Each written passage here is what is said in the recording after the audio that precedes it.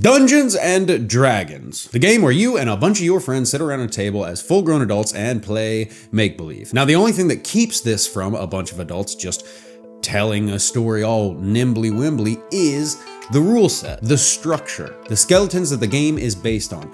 But it's a pretty flimsy skeleton. See, all the way back in the earliest editions of this game, the designers made it very clear that everything in here, or any of the other rule books, is a suggestion. I could quote Gygax now from the earliest editions of this game, in which he states, none of these rules are concrete, none of it is solid. It is up to you and your players to determine what works best for your table, and what you should run in your own home. Even some of the core systems of the game are open to be tinkered with. You want a different initiative system? Well, we already give you a couple, but you can make your own up. You want to run a long form campaign or a sandbox? Is drinking a healing potion an action or a bonus action? And depending on which one you choose, is there a difference? These are all things that we have worked out to be malleable. Nothing is set in stone. There is no singular consensus or singular rule.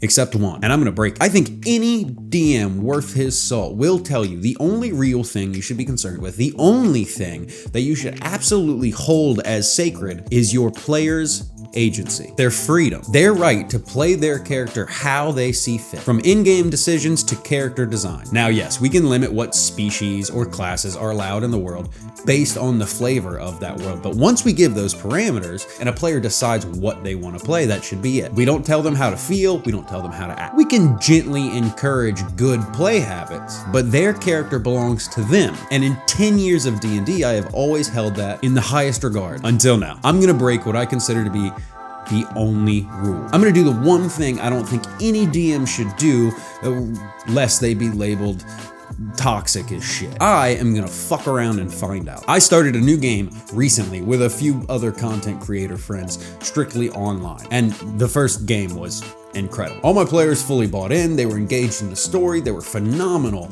at the table. But there was a standout. One of my players had not really played before, dabbled once or twice, but it was a while ago, and didn't really remember the entire concept of the game, which is fine. Actually something that I prefer. No preconceived notions, not hours of a live play in the back of their mind influencing what they wanted to do. They were truly free. And a lot of times that can lead to some decision paralysis. And you can see new players struggle even with the concept of being able to do anything they want. But this player jumped. They're playing a high elf sorcerer, and I knew I was in for something special after I set the scene, told the players where they were, and had them begin, and that player looked at me and said, "Can I make something up?" Yeah, throughout this game, they threw some of the craziest, coolest, most intriguing hooks for me. I wasn't dangling little pieces to be investigated. I wasn't initiating the beginnings of this story. This player was. Another character had described a staff, the top of which should have had some sort of jewel or emblem that was missing.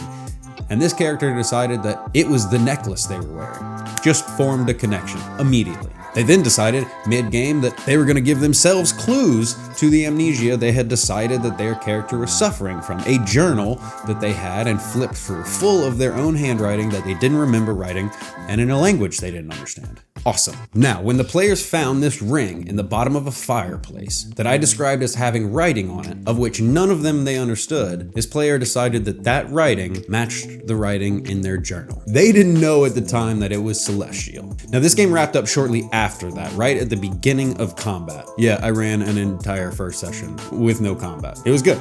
It was good. But I couldn't stop thinking about the storylines that were laid out in this first session and what was possible. Now, before I do this officially, I'm gonna talk with the player. That is one thing that should never be disregarded, open communication. But I am going to ask them if it's okay if I change their character. Like I said, they are playing a high elf sorcerer, or at least they think they are. Now, it's been well established that the character is fully under the impression that they are a high elf sorcerer. And I think that should stay the same, at least for a little while. But I'm gonna talk to the player, and I'm gonna ask if they wanna change their species. I'm gonna ask if they would allow me to make them actually a fallen Aasimar. The amnesia, the journal entries, the celestial language, all of it just lines up so perfectly for this storyline of this fallen angel sent to the plains for some reason who has lost all of their memories. to then slowly discover where they come from and what their purpose is. And I think that could be an incredible story, one that my player would probably love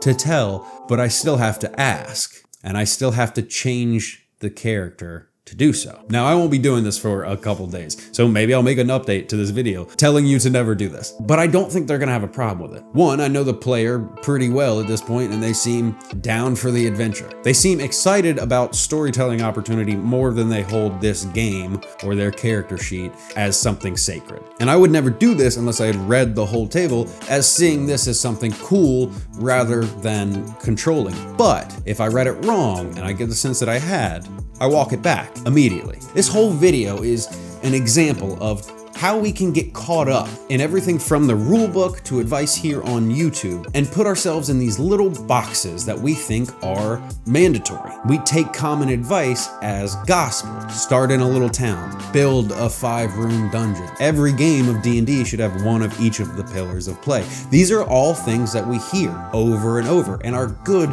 general advice. But if you want to be different, if you want to do something powerful, then you have to take the general, you have to take the expected, you have to take the usual, and you have to break it. Never be scared to fuck around and find out. Just don't be a dick about it.